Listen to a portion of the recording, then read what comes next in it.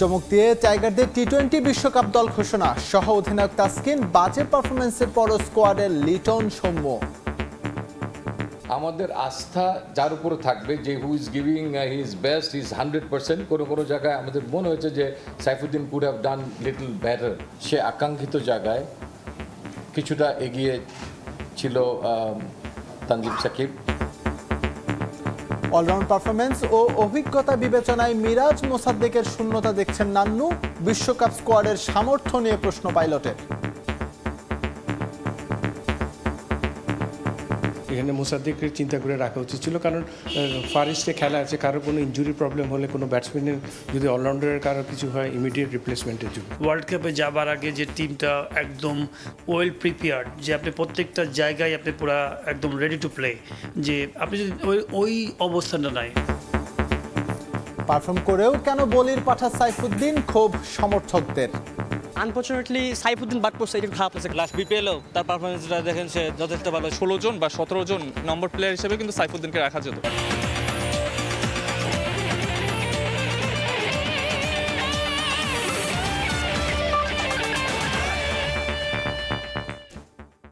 নাজমুল হোসেন শান্তকে অধিনায়ক করে অবশেষে ঘোষণা করা হলো বহুল কাঙ্ক্ষিত টাইগারদের টি-20 বিশ্বকাপ স্কোয়াড। ইনজুরির সংখ্যা থাকলেও 15 সদস্যের বহরে আছেন তাসকিন আহমেদ। পেয়েছেন সহ অধিনায়কের দায়িত্ব। প্রত্যাশা পূরণে ব্যর্থ হওয়ায় দলে জায়গা হয়নি সাইফুদ্দিনের। প্রথমবারের মতো বিশ্বকাপ খেলছেন তানভীর, রিশাদ আর জাকের আলী অনিক। স্ট্যান্ড বাই হিসেবে রাখা হয়েছে আফিফ হোসেন ধ্রুব ও হাসান মাহমুদকে। নানা গুঞ্জন, হিসেব নিকেশ অপেক্ষার পালা শেষে নির্ধারিত সময়ের প্রায় পৌনে 1 ঘন্টা পর হট সিটে 3 নির্বাচক। এরপর প্রধান নির্বাচক গাজী আশরাফ হোসেন লিপু একে একে ঘোষণা করলেন 15 স্বপ্ন সারথীর নাম। মোহাম্মদ নাজমুল হোসেন শান্ত দলনায়ক, তাসকিন আহমেদ, লিটন কুমার দাস, সৌম্য সরকার, তানজিদ হাসান তামিম, সাকিব আল হাসান, মোহাম্মদ তহিদ হৃদয়, মাহমুদুল্লাহ রিয়াদ, জাকের আলী অনিক, মোহাম্মদ তানভীর ইসলাম, শেখ মাহাদি হাসান, মোহাম্মদ রিশাদ হোসেন, মোহাম্মদ মুস্তাফিজুর রহমান, মোহাম্মদ শরীফুল ইসলাম এবং তানজিম হাসান সাকিব। অফর্মে থাকা শান্ত, লিটন কিংবা সৌম্য তানজিদ তামিম নন। প্রায় মিনিট 40-এর সংবাদ সম্মেলনের অর্ধেকটা জুড়েই থাকলো সাইফুদ্দিনের বাদ পড়া ও তানজিম সাকিবের অন্তর্ভুক্তি নিয়ে। আমাদের আস্থা যার উপরে থাকবে যে who is giving his best, his 100%। কোনো জায়গায় আমাদের মনে হয়েছে যে Saifuddin could have done little better. তার শর্ট পিচ বলগুলো আমাদের ভালো লাগেনি, মাথার উপর দিয়ে গেছে। কিছু শর্ট পিচ বল পায়ের সামনে পড়েছে। আমাদের মনে হয়েছে তাকে অবজার্ভ করে যে আমাদের প্রত্যাশার যে জায়গাটা, দলের আস্থার যে জায়গাটা, ঠিক সে আকাঙ্ক্ষিত জায়গায় কিছুটা এগিয়ে ছিল তানজিম সাকিব। সে আলোকেই Saifuddin couldn't make it, but he was very close by.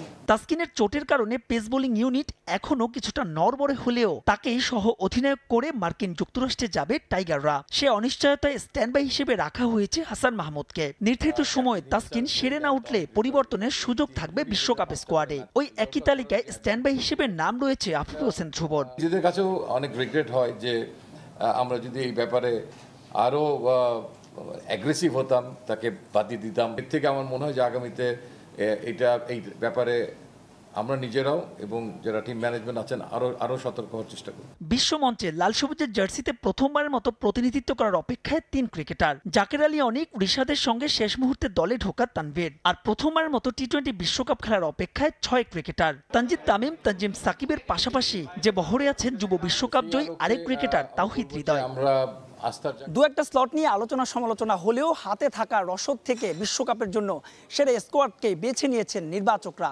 প্রায় মিনিট 40-এর প্রেস কনফারেন্সের বড় একটা অংশ জুড়েই ছিল তাসকিনকে নিয়ে আক্ষেপ আর হাপিত্যেশের গল্প। কেন বোর্ডের এর আগেই বোধোদয় হলো না, সে প্রশ্ন উঠতেই পারে। তবুও এই দলটার প্রতি আস্থা রাখতে বললেন প্রধান নির্বাচক। মাহবুব রিমন, সময় সংবাদ, শেরেই বাংলা জাতীয় ক্রিকেট স্টেডিয়াম, ঢাকা। আমরা দেখছিলাম বাংলাদেশের বিশ্বকাপ স্কোয়াড এবং এই স্কোয়াড নিয়ে প্রধান নির্বাচক গাজী আশরাফ লিপুর বিশ্লেষণ। এই নিয়ে সাবেক অধিনায়ক খালেদ মাসুদ পাইলটের বিশ্লেষণ দেখে নেব এবার।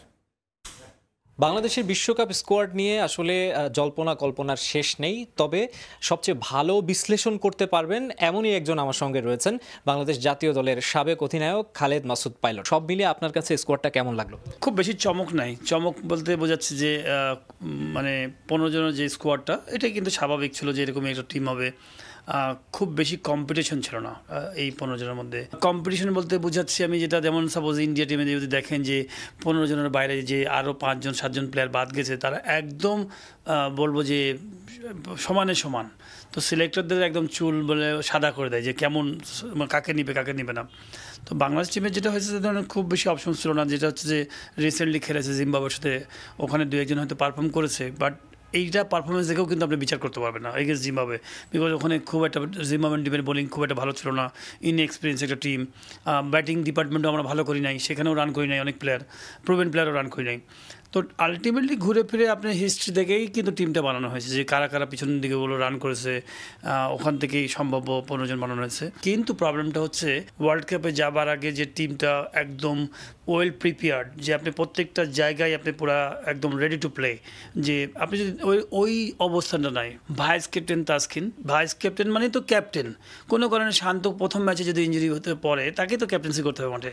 তো তাসকিন কি আসলে প্রিপেয়ার্ড কিনা, এই জায়গাগুলো বড় বড় গ্যাপ আছে। দলের উপর কি ওই কনফিডেন্সের জায়গাটা পাচ্ছেন? কনফিডেন্সটা নাই বলে তো আমি এই কথাটা বলছি, যে বিকজ হচ্ছে আমাদের রিসেন্ট পারফরমেন্স কিন্তু ওই কনফিডেন্সটা দিচ্ছে না। যখন আপনি ধারাবাহিকভাবে পারফর্ম করবেন, তখন কিন্তু আপনার কিন্তু কনফিডেন্সটা চলে আসে। পারফরমেন্সের অভাব আছে, আমি বলবো কনফিডেন্সের ঘাটতি আছে। সব দলেই টপ অর্ডার ব্যাটসম্যানরা অনেক রান করে। বাংলাদেশে যদি দেখেন লিটন দাস, সৌম্য সরকার কিংবা নাজমুল হোসেন শান্ত ক্যাপ্টেন যিনি, তারাও আসলে সেই রকম টাচে নেই। এই জায়গাটা কতটুকু মানে কনসার্নের? না, এটাই আমি বলছি যে বাংলাদেশ টিমের এই ওয়ার্ল্ড কাপে সবচেয়ে বড় একটা প্রবলেম আছে, আমরা হয়তো প্লেয়ার পাচ্ছি নামে, কিন্তু পারফরমেন্সটা কিন্তু আসলে ওয়ার্ল্ড কাপে ক্যারি করার জন্য, ওয়ার্ল্ড কাপে ভালো খেলার জন্য যে পারফরমেন্সটা দরকার, সেই পারফরমেন্সটা কিন্তু আমরা পাচ্ছি না। সাকিব যেমন, আমি বলবো যে গত 2-3 বছর আগে সাকিবের একটা অলরাউন্ড পারফর্ম ছিল, যে বোলিং এবং ব্যাটিংয়ে নামলেই এটা রান। রিসেন্টলি কিন্তু ব্যাটিংয়েও সেই জায়গাটা আমরা পাচ্ছি না, সেই রিদমটা পাচ্ছি না। সাইফুদ্দিনের কথা আসছে কিংবা মেহেদী হাসান মিরাজের কথা আসছে, এই ক্রিকেটারদের এই দলে আপনি মিস করছেন কিনা? দুটো অপশন কিন্তু ভালো ছিল। আমি বলবো যে সাইফুদ্দিন নো ডাউট ভালো একটা অলরাউন্ডার, বিশেষ করে টি20 ফরম্যাটের জন্য খুবই দরকার, ইউজফুল প্লেয়ার হয়ে থাকেন অলরাউন্ডার। কিন্তু আমার কাছে সাইফুদ্দিনের যে ব্যাপারটা, আমি জানি যে সম্ভবত ম্যানেজমেন্ট আমার মনে চিন্তা করেছেন, যে তার হিস্ট্রি বলে যে বেশিরভাগ ক্ষেত্রে দেখা গেলো 2 একটা ম্যাচে যে খেলা পরে ইঞ্জুরিতে পড়ে যায়। আর একটা হচ্ছে মেহেদী মিরাজকে আমি বলবো যে খুব বেশি কাছাকাছি আমি একটা মনে হয় প্লেয়ারকে, ভালো প্লেয়ারকে মিস করে গেলাম আমার কাছে মনে হয়, কারণ ম্যাচিওর প্লেয়ার ছিল। এই প্লেয়ারটা অনেক লেভেলের, ভালো লেভেলের ক্রিকেট খেলেছে। টি20 ফরম্যাটে আপনার ওই দিনটাতে, স্পেসিফিক ওই দিনটাতে যদি টস ভাগ্য, উইকেট ভাগ্য যদি থাকে, আর আপনার নিজস্ব যে পারফরমেন্স আমরা করতে পারি, এখন যেটা করতে পারছি না, সেটা যদি ম্যাক্সিমাম আমরা 100তে যদি 100 ভাগে ঢেলে দিতে পারি, আপনি 1 বাই 1 ম্যাচ বাই ম্যাচ যদি আপনি ওইভাবে যেতে পারেন, তাহলে কিন্তু আপনি অনেক দূরে পৌঁছতে পারবেন। অস্ট্রেলিয়া বলেন, ইংল্যান্ড বলেন, তারা ওইভাবেই চিন্তা করে যে প্রত্যেকটা টুর্নামেন্ট, প্রত্যেকটা ম্যাচে তারা হচ্ছে ট্রফি চিন্তা করে। আমরা চিন্তা করি যে কখন একটা ওয়ার্ল্ড কাপ হবে, তার স্কোয়াড নিয়ে আমরা মানে অনেক আলাপ আলোচনা, কিন্তু তাদের হয়তো দেখা গেলো যে অনেক আগে থেকে প্ল্যান হয়ে বসে আছে। আপনাকে অনেক ধন্যবাদ আমাদেরকে সময় দেওয়ার জন্য। আমাদের সঙ্গে ছিলেন বাংলাদেশ জাতীয় দলের সাবেক অধিনায়ক খালেদ মাসুদ পাইলট। তিনি বিশ্লেষণ করছিলেন বাংলাদেশের যে বিশ্বকাপ দলটা ঘোষণা হয়েছে, সেটি নিয়ে বিশ্লেষণ করছিলেন। তিনি আশা করছেন এবারের বিশ্বকাপে কোনো একটা মিরাকেল হবে। বাংলাদেশের বিশ্বকাপ দল নিয়ে কথা বলতে আমাদের সঙ্গে আছেন জাতীয় দলের সাবেক ক্রিকেটার তারেক আজিজ খান। তারেক ভাই, আপনাকে স্বাগত। ধন্যবাদ আপনাকে। মানে অনেক প্রত্যাশা ছিল, মানে অনেকদিন ধরেই, গেল কয়েকদিন ধরে একটা প্রত্যাশা যে কবে দল ঘোষণা হবে, কারা থাকছে না থাকছে, যদিও মোটামুটি একটা ধারণা ছিল সবার যে 15 জনের স্কোয়াডের মধ্যে হয়তো 13-14 জন সবাই প্রত্যাশা করে নিয়েছিলেন যে তাদেরই দেখা যাবে। সেই জায়গা থেকে হচ্ছে আসলে প্রত্যাশার প্রতিফলন কতটুকু ঘটেছে, কোনো সিদ্ধান্ত আপনাকে সারপ্রাইজ করেছে কিনা? একটা সিদ্ধান্ত হয়তো সারপ্রাইজ হয়েছি, সেটা হলো তাসকিনের মানে ভাইস ক্যাপ্টেন প্লাস সাইফুদ্দিনের না থাকাটা। আচ্ছা, দুইটাই আপনার কিছুটা প্রত্যাশার সাথে আপনার একটুখানি হয়ে ঝাটকা ছিল। আচ্ছা, বাট ওভারঅল যদি আপনি দেখেন, তাহলে এটাই এই মুহূর্তে আমাদের বাংলাদেশের যেগুলো আপনি যাই বলেন, যে অফ ফর্ম বলেন আর পিক ফর্ম বলেন, হোয়াট এভার, এরাই আমাদের লিমিটেড রিসোর্সের ভিতরে আমার মনে হয় বেস্ট পসিবল আপনার মেম্বারকে বেছে নেওয়া হয়েছে। সো আমাদের হাতে আসলে ওই পরিমাণ রিসোর্স নেই যেখান থেকে আমরা আসলে আপনার এই ধরনের একটা মানে যেটা আপনাকে বললাম যে আমরা একটা খুব ভালো দল হয়তো আপনাকে দিতে পারি। আচ্ছা, একটু আগে পাইলট ভাই একটা কথা বলছিলেন, আনফরচুনেটলি শান্ত যদি কখনো চোটে পড়ে যায় বা কোনো একটা অনাকাঙ্ক্ষিত কোনো ঘটনা ঘটে, তাহলে অবধারিতভাবে ভাইস ক্যাপ্টেনের উপর হচ্ছে দলের ক্যাপ্টেন্সি বা হচ্ছে সে তখন ক্যাপ্টেন হয়ে যাবে। সেই জায়গা থেকে তাসকিন ফিট নন, আমরা যতটুকু জানি প্রায় মাসখানেকের মতো তার সময় লাগবে। বিশ্বকাপ শুরু হয়ে গেলে পরেও প্রথম 2 ম্যাচ তিনি মিস করবেন। সেই জায়গা থেকে তাসকিনকে হচ্ছে আসলে ভাইস ক্যাপ্টেন একেবারেই হুট করে খাড়া করিয়ে দেওয়াটা হচ্ছে আসলে দাঁড় করিয়ে দেওয়াটা কতটা? না, আসলে পরিবর্তন তো আপনার ভালোর জন্যই করা হয়, বাট সিলেক্টররা তো আর ভাইস ক্যাপ্টেন সেট করেনি, এটা বোর্ডের সিদ্ধান্ত। আচ্ছা, তো সেই জায়গাটা আমার মনে হয় যে পরিবর্তন, আমি বলবো যে এটা নট ব্যাড মুভ, বাট যে ওয়েতে তাসকিন এখন অবস্থান করছে, ধরেন সে টিমে নিজেই কনফার্ম না, বিকজ তার ইনজুরি সমস্যা আছে, ওয়ার্ল্ড কাপে তাকে পুরোপুরি পাওয়া যাবে কিনা দলে, তো সেই জায়গাটায় হয়তো এটা একটা সারপ্রাইজ কল, এটা আপনাকে বলতেই হবে। আচ্ছা, বাট আমার কাছে মনে হয় যদি দেখেন যে তাহলে যেটা আপনি বলেছেন আসলে দল যদি কোনো কারণে ইসেতে হয়, তাহলে হয়তো আমাদের অতীত হিস্ট্রি বলছে যে আসলে আমরা আসলে ওই প্রসেসটা মেনটেন করি কিনা, যে প্রসেসে হয়তো আমরা ভবিষ্যৎ ক্যাপ্টেনকে আপনার তৈরি করব। আপনি যদি 1.5 বছর আগে টিমটাকে দেখেন, যে টিমটা ওয়ার্ল্ড কাপ খেলেছিল, সেই টিমের সাথে এই টিমের প্লেয়ারের পার্থক্য দেখলে আপনি বুঝতে পারবেন যে আমরা আসলে প্রসেস মেনটেন করছি না। 8-9 জন প্লেয়ারকে আপনি খুঁজেই পাবেন না এই ওয়ার্ল্ড কাপ টিমে। সো দ্যাটস মিনস আমরা আসলে মুখে যেটা বলছি কাজের সাথে আপনাদের অনেক বড় গ্যাপ রয়েছে। তো সেই জায়গাটায় অবশ্যই তাসকিনের ভাইস ক্যাপ্টেন হওয়াটা আমার পার্সোনালি আমার কাছে অনেকখানি সারপ্রাইজ কল লেগেছে। একটু আগে আমরা দেখছিলাম পাইলট ভাই একদম অ্যাটাকিং একটা কথা বলেছে যে এই দলটার সামর্থ্য নিয়েই তিনি প্রশ্ন তুলেছেন বিশ্বকাপে। আপনি হচ্ছে আসলে এই সামর্থ্য কতটুকু দেখছেন? না, ওয়ার্ল্ড ক্রিকেট যেভাবে আগাচ্ছে, আপনার আসলে আপনি যদি অন্যান্য টিমগুলোর দিকে তাকান যারা আসলে শিরোপার জন্য দৌড়াবে, তারা যে ধরনের ক্রিকেটটা খেলছে আমরা ওখান থেকে অনেকখানি এখনো তাল মিলাতে পারিনি আমাদের এই টিমটা। এবং রিসেন্ট পাস্ট পারফরমেন্সটা T20 ফরম্যাটের আমাদের ব্যাটারদের পারফরমেন্সটা আসলে আমাদেরকে ওই আশান্বিত করছে না যে যেটা আমি ওয়ার্ল্ড কাপে যে হয়তো বড় কিছু অ্যাচিভ করে ফেলবো। বাট পার্সোনালি যদি আমাকে বলেন, আমি চাই যে আমার টিমটা চোখে চোখ রেখে ফাইট করুক, খেলার আগে যেন হেরে না যায়। এবং যেটা আপনাকে সবসময় বলেছি যে দেশের জন্য যখন আপনি ফাইট করবেন, তো আপনার কাছ থেকে সে হার না মানা মানসিকতা যেন খেলার আগে যেন আমরা হেরে না বসি। আচ্ছা, তো সেই জায়গাটা অবশ্যই আপনার অ্যাজ এ এক্সপেক্টেটর হিসাবে বা বাইরে যারা আমরা বসে আছি খেলা দেখতে চাই, তারা চায় যে হয় আমরা আশা তো করতেই পারি যে হ্যাঁ আমরা একদিন ওয়ার্ল্ড কাপ জিতবো, বাট অ্যাট দিস প্রেজেন্ট যে সিচুয়েশনটা যাচ্ছে, যে ধরনের ক্রিকেট খেলে আসলে আপনি ওয়ার্ল্ড ক্রিকেটে ডোমিনেট করবেন, আমরা আসলে সেই ধরনের ক্রিকেটের সাথে এখনো তাল মেলাতে পারিনি। আচ্ছা, তার আপনি শুরু করেছিলেন সাইফুদ্দিনের বিষয়টা, আর প্রধান নির্বাচক ইনডিরেক্টলি একটা ব্যাখ্যাও দিয়েছে এবং বিভিন্ন মহলে শোনা যাচ্ছে সাইফুদ্দিনের নিবেদনের কিছুটা অভাব রয়েছে। তিনি যখন মাঠে খেলেন, একটা এলিগেশন উঠেছিল 2019 বিশ্বকাপ আমরা দেখেছিলাম সাইফুদ্দিনের পত্রপত্রিকা অনেক নিউজ হয়েছিল। এবারও মোটামুটি এমন একটা কথা এসেছে যে সাইফুদ্দিনের নিবেদনের অভাব রয়েছে। সেই দৃষ্টিকোণ থেকে বা সেই লজিক দাঁড় করিয়ে হচ্ছে সাইফুদ্দিনকে হচ্ছে আসলে শেষ মুহূর্তে বাদ দেওয়া হলো। এই যে এই ব্যাখ্যাটার সঙ্গে আপনি একমত কিনা, বা আসলেই এরকম? আমি আসলে সত্যি সত্যি একমত নয়। আমার কাছে মনে হয় যে দল সিলেকশনের যেটা হয় যে একটা ক্যাপ্টেনের চাওয়া থাকে, কোচের চাওয়া থাকে এবং ম্যানেজমেন্ট দুটার চাওয়ার কম্বিনেশন করে সিলেকশন প্যানেল হয়তো আপনার টিমটা দেন। বাট এই টিমটার দিকে তাকালে আপনি দেখবেন যে তাসকিন যেহেতু ইনজুর্ড, আপনি যখন আমেরিকা এবং সাথে আপনি যাবেন ওয়েস্ট ইন্ডিজে, তো সেই জায়গাটাতে আপনার একটা বাড়তি সীমারেরই দরকার হবে। সেই জায়গাটাতে আমার যদি পার্সোনালি আমাকে বলেন, তাহলে আমার মনে হয় Shakib best choice, Tanzim Shakib.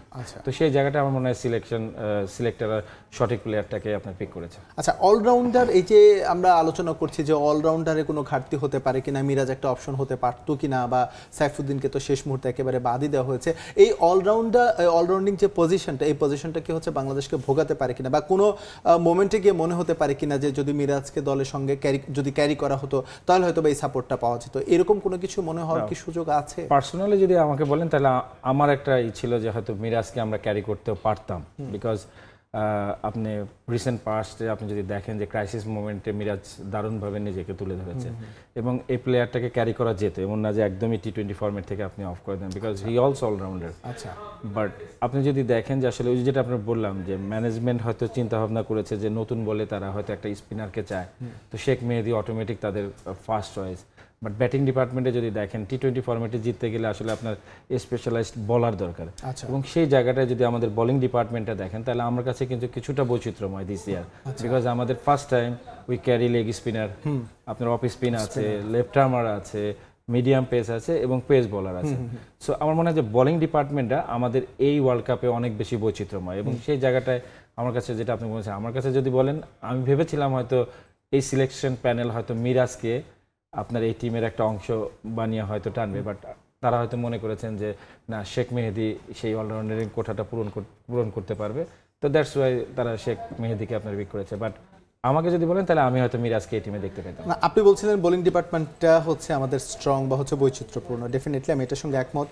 But টি-20 match জিততে গেলে আমরা জানি যে ব্যাটসম্যানদের হচ্ছে একটা ভাইটাল রোল প্লে করতে হয়, স্পেশালি যদি হচ্ছে টপ অর্ডারদের কথা বলি। সেদিক থেকে যদি আমরা বলি শান্ত অফ ফর্মে, লিটন দাস আসলে কী ধরনের ক্রিকেট খেলছেন সেটা হয়তো বা লিটন দাস নিজেও জানেন না।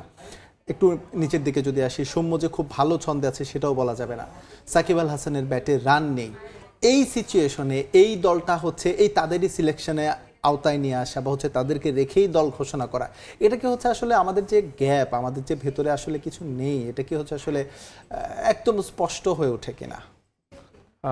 আপনার হয়তো, আমরা হয়তো বললে অনেক কথাই বলতে পারি, বাট আপনি যদি দেখেন যে আমরা সবসময় হয় কি, কিছু অফ ফর্ম প্লেয়ারকে অলওয়েজ ক্যারি করতে হয়। বড় বড় টুর্নামেন্টের দিকে যদি আপনি তাকান, দেখবেন যে আমরা এই সময়টাতে সাডেনলি অনেক অফ ফর্ম প্লেয়ারকে ক্যারি করেছি, এবং এই ক্যারিটা 1-2 দিন করছি না।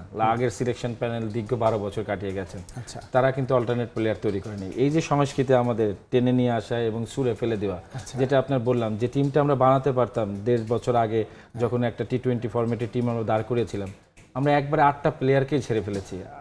সামহাও দেখেন সেই সময়কার শামীম পাটোয়ারিকে আপনি এখন খুঁজে পাবেন না, বাট এই প্লেয়ারগুলোকে আমরা তৈরি করতে পারতাম ইন দ্য ফিউচার রানের জন্য। বাট যে প্রক্রিয়া বা যেটা আপনি বললাম যে হুট করে আপনাকে দলে নেওয়া এবং আপনাকে ছুড়ে ফেলার যে সংস্কৃতি, ওখান থেকে আপনি যতক্ষণ বেরোয় না আসতে পারবেন ততক্ষণ পর্যন্ত আপনাকে এটাই বলতে হবে। ধরেন এই মুহূর্তে লিটন দারুণ অফ ফর্মে আছে, each and every member no, but আপনি কিন্তু এর থেকে ভালো অল্টারনেট আপনার দেশে নেই যে আপনি তাকে লিটনের জায়গাকে আপনি ছেড়ে দিবেন। তামিম যেহেতু খেলছে না, তো সেই জায়গাটাতে আমার মনে হয় যে আমরা কিছু অফ ফর্ম প্লেয়ার সবসময় ক্যারি করেছি এবং অনেকটা বাদ দেবো। আমাদের প্লেয়ারের কিছু সীমাবদ্ধতা আছে, আমরা আসলে ওই প্রসেসটা মেনটেন করিনি যেটা ওয়ার্ল্ড ক্রিকেটের টপ ম্যানেজ টিমগুলো যেভাবে আপনার এটা প্রসেসটা মেনটেন করে। জি তারেক ভাই, আমরা নিশ্চয়ই হচ্ছে এসব নিয়ে আরও কিছু আলোচনা করবো। তার আগে কয়েকটি রিপোর্ট এসেছে, সেই রিপোর্টগুলো যদি একটু দেখে আসি। বাংলাদেশ ক্রিকেটার সংখ্যা সীমিত হওয়ায় এই 15 সদস্যের বাইরে বিশ্বকাপ দল গঠনের খুব বেশি বিকল্প নেই। তবে লিপুর নির্বাচক প্যানেলের দেয়া দলে একটা ব্যাটসম্যানের কমতি দেখেন সাবেক প্রধান নির্বাচক মিনহাজুল আবেদিন নান্নু। সেক্ষেত্রে ব্যাটিং বোলিং বিবেচনায় মিরাজ হতে পারতেন অপশন। এছাড়া যুক্তরাষ্ট্র ও ওয়েস্ট ইন্ডিজে বিশ্বকাপ হওয়ায় স্ট্যান্ড বাই তালিকায় মোসাদ্দেকের জায়গা দেখেন নান্নু। বাকি দল নিয়ে ভালো ফলাফলের প্রত্যাশা সাবেক অধিনায়কের। খেলোয়াড় কিন্তু খুবই সীমিত, এটা কিন্তু আপনাদের মানতেই হবে, কারণ এই সীমিত সংখ্যক খেলোয়াড়কে নিয়েই কিন্তু আপনাকে সেরাটা খেলোয়াড় ভার করে 15 জন স্কোয়াডটা করতে হয়। বিকল্প ক্রিকেটার না থাকায় বিশ্বকাপ দল নিয়ে কাটা ছেঁড়ার সুযোগ কম, নেই বড় কোনো চমক। তারপরও বিশ্বকাপ দল বলেই চলছে বিশ্লেষণ।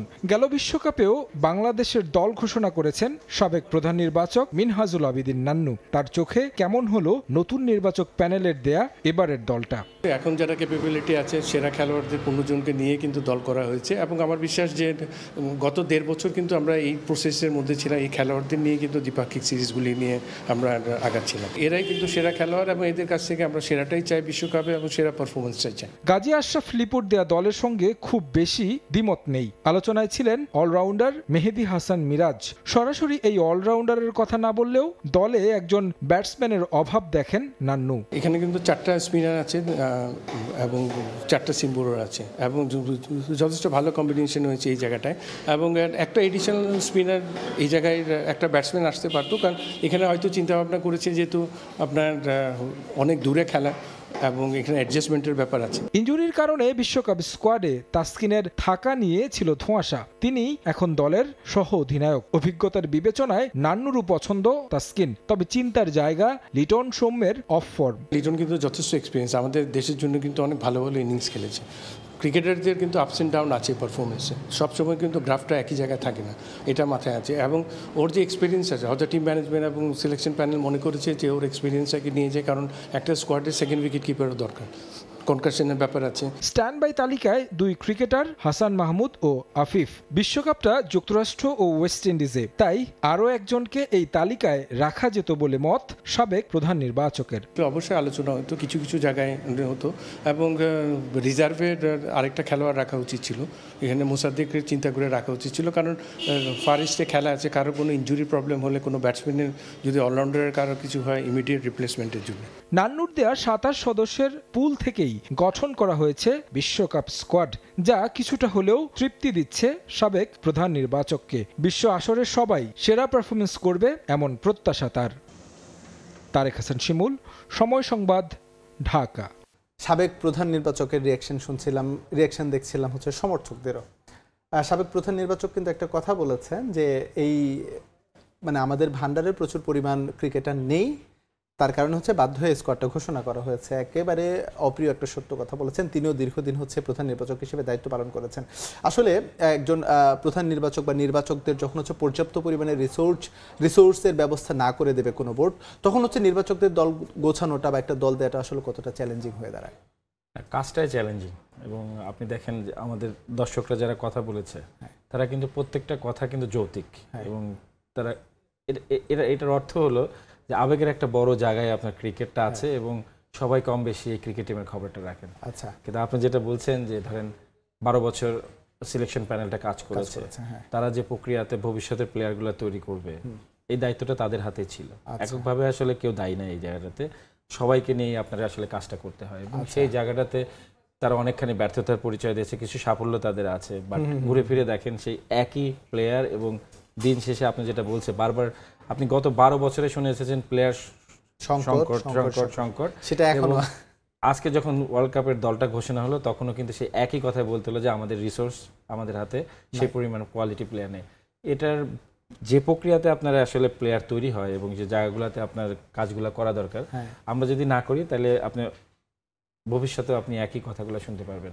বাট যে একটা স্বপ্ন, যেমন দেখেন প্রত্যেকটা দর্শক কিন্তু চায় যে হ্যাঁ বাংলাদেশ ভালো করুক, আমরাও চাই, এবং আমরা চাই যে যারা নীতি নির্ধারক পর্যায়ে আছেন, যারা এই সিলেকশন বা যে এই কলগুলো তারা নেয়, তো তাদেরকে আরো অনেক বেশি যত্নশীল হতে হবে বাংলাদেশ ক্রিকেটকে নিয়ে, কারণ তারা একটা সেন্সিটিভ বিষয় নিয়ে হ্যান্ডেল করছেন, এবং তাদের দক্ষতা বা সক্ষমতার জায়গাগুলোতে যদি রাইট পিপলগুলোকে চুজ করা হয়, তাহলে হয়তো এই ধরনের কোশ্চেনগুলো ভবিষ্যতে আর হবে না।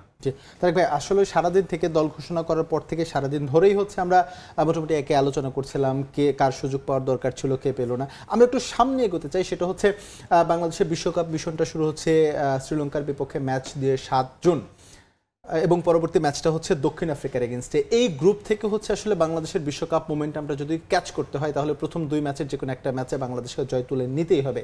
সেই ক্ষেত্রে প্রথম ম্যাচটার কথা যদি বলি হচ্ছে শ্রীলঙ্কা, যাদের সঙ্গে কদিন আগে হচ্ছে আমরা হোম সয়েলে খেললাম, টি-20 সিরিজটা 2-1 হচ্ছে আমরা লুজ করেছি, এবং শ্রীলঙ্কা দলের সামর্থ্যটা আমরা খুব ভালোভাবে জানি। আর অ্যাট দ্য মোমেন্ট আমাদের সিচুয়েশনটা কি সেটা কিন্তু সবাই জানে, শ্রীলঙ্কা যেমন জানে, আপনি আমি আমরা সবাই জানি।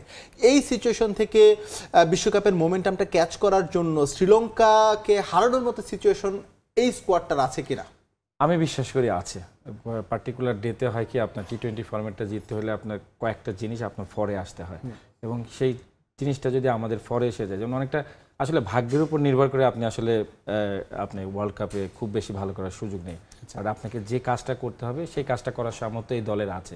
বাট আমরা শঙ্কিত হলো রিসেন্ট পাস্টে তাদের যে পারফরমেন্স, এবং জিম্বাবুয়ের সাথে যে ধরনের ক্রিকেটটা আমরা খেলেছি, এতে হয়তো দর্শকের মনে আপনার একটা বিরূপ ধারণা জন্মেছে যে আসলে আমাদের ব্যাটাররা বড় মঞ্চে এই সামর্থ্যটা প্রমাণ করতে পারবে কিনা। বাট আমি বিশ্বাস রাখতে চাই এদের প্রতি, এবং আমি বিশ্বাস করি যেটা আপনি বললেন যে শ্রীলঙ্কার সাথে যে টোনটা আমরা সেট করতে যাচ্ছি, তার আগে আমাদের আমেরিকাতে কিন্তু কিছু ম্যাচ রয়েছে, পাশাপাশি আমরা ওখানে প্রিপারেশনের সর্বোচ্চটা আমরা কাজে লাগাতে চাই, এবং সেই জায়গাটা যদি আমরা গ্রাব করতে পারি, যেটা আপনাকে বলেছি, যে যাই বলুক, বাট পার্টিকুলার ডেতে যদি আমরা আমাদের বেস্ট এফোর্টটা কাজে লাগাতে পারি, যেটা হয় কি অনেকগুলো প্ল্যানিং মেথড থাকে, ট্যাকটিক্সের পার্ট থাকে, আপনার বেস্ট প্লেয়ারটা বেস্ট জায়গায় ইউজ করার যে প্রবণতা, যেটা টি-20 ফরম্যাটে আপনি আইপিএল দেখলেই বুঝতে পারবেন যে একটা ইম্প্যাক্ট প্লেয়ারের কতটা ইম্প্যাক্টফুল ইনিংস বেরোচ্ছে আপনার নিজ থেকে, সেই জায়গাটা যদি আমাদের টপ অর্ডার থেকে একজন, লোয়ার অর্ডার থেকে একজন, এবং বোলিং ডিপার্টমেন্টে যে বৈচিত্র্য আমাদের আছে এবং এদের সেই সক্ষমতা আছে, তো আমি ওই জায়গাটা ট্রাস্টটা রাখতে চাই। আমি মনে করি যে বাংলাদেশের সুযোগ আছে ফার্স্ট ম্যাচ থেকে তাদের ওয়ার্ল্ড কাপের একটা টোন সেট করার। তারেক ভাই, আপনি ট্রাস্ট রাখতে চান, সমর্থকরাও ট্রাস্ট রাখছে, কিন্তু তারপরেও যাদের প্রতি ট্রাস্ট রাখছেন দিনের পর দিন তারা হচ্ছে একই রেজাল্ট দিচ্ছে, বারবারই হচ্ছে আশাহত করছে। স্পেশালি লিটন দাসের কথা বলি, যদি নাজমুল হোসেন শান্তর কথা বলি, সৌম্য সরকারের কথা বলি, মানে এই যে আবারও আমার পুরনো প্রশ্নে ফিরতে হচ্ছে, টপ অর্ডাররা হচ্ছে খুবই গুরুত্বপূর্ণ, খুবই ভাইটাল টি-20-র ক্ষেত্রে। এই যে ভরসা রাখছি, ভরসা রাখার পরও বারবার তারা ব্যর্থ করছে, জাতিকে বিভ্রান্ত করছে, এটা হচ্ছে আসলে মানে এই দায়টা কেন বা এটা কেন হচ্ছে? এটা তো আপনার সবসময় বলা হয়েছে আসলে সামর্থ্যের সর্বোচ্চ প্রয়োগ, মানে টপ লেভেলে আপনি করতে না পারলে বুঝতে হবে আপনার এই জায়গাটা বিশাল বড় একটা ঘাটতি আছে। এবং যে নামগুলো আপনি বললেন আপনি, সেই নামগুলো কিন্তু আমাদের বাংলাদেশ ক্রিকেটের মূল সম্পদের জায়গা, এবং সেই জায়গাটায় তারাও কিন্তু তাদের তরফ থেকে সর্বোচ্চ চেষ্টাটা করছে। এখন দেখার বিষয়, আপনি যদি না হয় তাহলে আপনাকে আবার অল্টারনেট পথে হাঁটতে হবে। এবং সেই জায়গাটায় যাদেরকে বলেছি সিদ্ধান্ত নেওয়ার ক্ষমতাটা যাদের হাতে, তাদেরকে অনেক বেশি ভবিষ্যৎ দেখার ক্ষমতা থাকতে, এবং যারা দেখেন তারা সেই জায়গাটা বেশি দিন স্টিক থাকেন, এবং যে প্ল্যানটা তিনি নেন সেই জায়গাটাতে আপনার সমস্যা হয়, যার কারণে আপনি বলেছেন অলওয়েজ একটা শূন্যতার পরিমাণটা থাকে। এবং আপনি যে নামগুলো পড়লেন, আপনি এর বাইরে এমন কাউকে পাবেন না যারা হয়তো ইন্টারন্যাশনালি বলেন, ডোমেস্টিকলি বলেন, যে দে আর ওয়েল পারফর্মার, যে তারা এদেরকে বিট করতে পারে। বাট আমাদের সর্বধান নীলমণির যতগুলো ক্যারেক্টার আছে তাদের সবাইকে নিয়েই আমাদের আসলে ওয়ার্ল্ড ক্রিকেটে পথ চলতে হবে। এবং আপনি যেটা বলেছেন, তাদের দিনে তারা যে কাউকে হারানোর ক্ষমতা রাখে, এই বিশ্বাসের উপর ভর করে আমাদেরকে আসলে সামনে এগিয়ে যেতে হবে। তারেক ভাই, আমরা আলোচনার শেষ দিকে এসেছি, এবার হচ্ছে একটু সাকিব আল হাসান আর মাহমুদুল্লাহ রিয়াদকে নিয়ে বলতে চাই। সাকিব আল হাসান তার সম্ভবত নবম বিশ্বকাপ টি-20 বিশ্বকাপ খেলতে চলেছেন, এবং মাহমুদুল্লাহ রিয়াদ অষ্টম টি-20 বিশ্বকাপ খেলতে চলেছেন। এই সিচুয়েশনে শুধুমাত্র মাহমুদুল্লাহ রিয়াদি ফর্ম ক্যারি করে চলেছেন, এবং সাকিব আল হাসানকে নিয়ে একটু হতাশ হতে হয়, যদিও তিনি যে মাপের ক্রিকেটার বা যে কোয়ালিটির ক্রিকেটার, যে কোনো মুহূর্তে হচ্ছে তিনি বাউন্স ব্যাক করে দুর্দান্ত ফর্মে চলে আসতে পারেন। এই দুইজনের ইনক্লুশনটা বা হচ্ছে অভিজ্ঞতা বাংলাদেশের এই টি-20 বিশ্বকাপে কতটা কাজে লাগতে পারে? আমি সাকিবকে নিয়ে কোনো প্রকার সংশয় নেই, আমি তার অ্যাবিলিটি সম্পর্কে আমার স্বচ্ছ ধারণা আছে। সাকিব ওয়ার্ল্ডের নাম্বার 1 প্লেয়ার, এবং হি নোজ তাকে কি করতে হবে। এবং ব্যাটিং বোলিং যেটা বলে, আপনি যেটা হয়তো আপনার প্রত্যাশাটা তিনি হয়তো না মেটাতে পারলেও, আমি মনে করি দলের ইনফ্যাক্টফুলের যে জায়গাটা থাকে, ইনটেন বা আমরা যেটা বলি যে আপনার ইম্প্যাক্টফুল ইনিংস, সেটা যদি তিনি করতে পারেন, সেটা যদি 10 রানেরও হয় তাহলে এবং জেতার জন্য যেটা দরকার সেটা তিনি করার সামর্থ্য অলওয়েজ রাখেন। সাকিব এই লেভেল থেকে সম্পূর্ণ আলাদা, তাকে নিয়ে আসলে আপনি ওই কাটাছিড়ার ভিতরে যাবেন না। অফ ফর্ম এনিবডি ক্যান আপনি এটা ক্যারি করেন, but Mahmudullah in good shape, very good shape. আমরা একটা লম্বা সময় তাকে কিন্তু আবার ছুঁড়ে ফেলেছিলাম, আবার লাকিলি আমরা তাকে ব্যাক করেছি, এবং তিনি এখন বেস্ট ফর্মটা ক্যারি করছেন। এটা আমাদের জন্য বড় প্লাস পয়েন্ট। আমার মনে হয় সাকিব এবং মাহমুদুল্লাহ যদি দলকে নেতৃত্ব, মানে সামনে থেকে পারফরমেন্সের জায়গা থেকে যদি তারা নেতৃত্ব দিতে পারে, তাহলে আমার মনে হয় এদের কাজে ভর চলে আমরা ভালো কিছু আশা করতে পারি। ধন্যবাদ তারেক ভাই, আমাদের কাছে সঙ্গে এসে সময় দেওয়ার জন্য। আমাদেরও প্রত্যাশা থাকবে হচ্ছে তাদের কাছ থেকে নিশ্চয়ই বাংলাদেশ ভালো একটা সার্ভিস পাবে। বিশ্বকাপ দল ঘোষণার দিন মিরপুরে দীর্ঘ সময় ব্যাটিং অনুশীলন করেছেন সাকিব আল হাসান, লিটন দাস ও সৌম্য সরকার।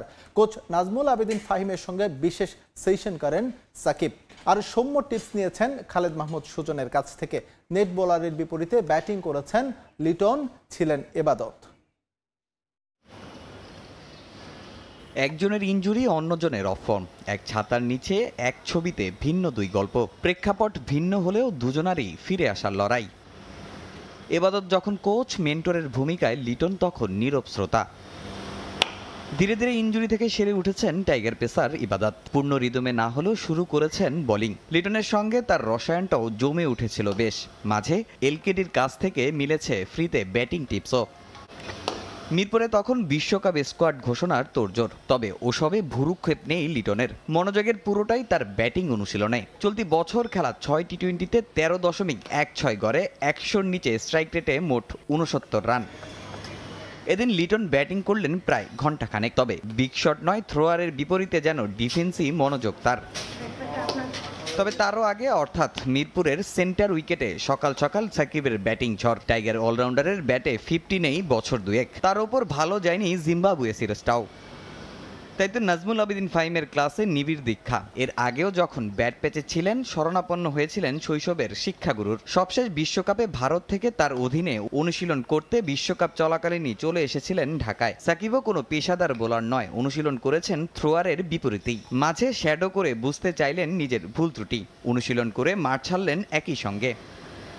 লিটনের অনুশীলন যখন শেষ দিকে তখন 22 গজে সৌম্যর প্রবেশ। তার কোচের ভূমিকায় খালেদ মাহমুদ সুজন। থ্রোয়ারের পাশাপাশি সৌম্য অবশ্য ব্যাট করেছেন নেট বোলারদের বিপরীতে, আলাদা করে বললে স্পিনারদের হাঁকিয়েছেন বড় বড় ছয়। টপ অর্ডারে তার অফ ফর্ম টাইগারদের জন্য দুশ্চিন্তা আর ভয়। সব মিলিয়ে বুধবারের শেষ অনুশীলনের আগে শেষবারের মতো নিজেদের ঝালিয়ে নেয়া এই 3 ব্যাটসম্যানের, যাদের উপর গুরু দায়িত্ব থাকবে টাইগারদের স্কোরবোর্ডকে সমৃদ্ধ করার। তামিম হোসেন, সময় সংবাদ, ঢাকা। ফেডারেশন কাপের খবর। ঢাকা আবাহনীকে 3-0 গোলে হারিয়ে ফেডারেশন কাপের ফাইনাল নিশ্চিত করেছে বসুন্ধরা কিংস। ট্রেবল জয় হাতছানি দিচ্ছে বসুন্ধরা কিংসের সামনে। উল্টো চিত্র ঐতিহ্যবাহী আবাহনী শিবিরে। শিরোপা ছাড়াই শেষ হচ্ছে তাদের আরও একটা মৌসুম। এদিন ফেডারেশন কাপের ফাইনাল নিশ্চিত করার একটা সুযোগ ছিল আবাহনীর সামনে, তবে সেই সুযোগ যেন হেলায় হারালো আকাশী নীল জার্সিধারীরা। গোপালগঞ্জে শেখ ফজলুল হক মনে স্টেডিয়ামে ম্যাচের শুরুতে এগিয়ে যাওয়ার বেশ কিছু সুযোগ পেয়েছিল আন্দ্রেস ক্রুসিয়ানের শিষ্যরা। ম্যাচের 20 মিনিট পর্যন্ত মনে হয়েছে বেশ হাড্ডাহাড্ডি এক লড়াই দেখতে যাচ্ছেন সমর্থক। 17 মিনিটে নিজেদের প্রথম কর্নার পেয়েছিল ঢাকা আবাহনী, তবে সেখান থেকে গোলের দেখা পায়নি তারা। উল্টো 3 মিনিট পর প্রতিপক্ষের দুর্বলতার সুযোগ নিয়ে গোল করে বসুন্ধরাকে লিড এনে দেন রবসন। এক গোল হজম করে সমতায় ফিরতে মরিয়া হয়ে পড়ে আবাহনী। বেশ কিছু আক্রমণেও যায় তারা, তবে সেখান থেকে কোনো গোল করতে পারেনি আকাশী নীল। অন্যদিকে 1-0 গোলে এগিয়ে থেকে বিরতিতে যায় বসুন্ধরা কিংস। দ্বিতীয়ার্ধে আক্রমণের ধার আরও বাড়ায় বসুন্ধরা, সে তুলনায় নিষ্প্রাণ ছিল আবাহনীর আক্রমণ ভাগ। এক পেশে ম্যাচে 71 মিনিটে গোল করে ব্যবধান দ্বিগুণ করেন ডোরিয়েটন গোমেস। 2-0 ব্যবধানে এগিয়ে যায় বসুন্ধরা। এরপর যোগ করার সময়ে গোল করে ব্যবধান আরও বাড়ান ইব্রাহিম। শেষে আর কোনো গোল না হলে 3-0 ব্যবধানে জয় নিয়ে ফেডারেশন কাপের ফাইনাল নিশ্চিত করে বসুন্ধরা কিংস। 2 মৌসুম পর শিরোপা ঘরে তোলার সুযোগ এখন ক্লাবটির সামনে। আগামী 22 মে শিরোপার লড়াইয়ে মোহামেডানের মুখোমুখি হবে অস্কার ব্রুজনের শিষ্যরা। ফারজানা জাহান প্রিয়া, সময় সংবাদ। এই ছিল খেলার সময়ের এখনকার আয়োজন। এরপর প্রবাসের সময় থাকবেন মাহাদি ধ্রুব। ইকবাল, আপনাকে ধন্যবাদ। প্রবাসের সময় নিয়ে ফিরছি কিছুক্ষণ পর, সঙ্গেই থাকুন সময়ের।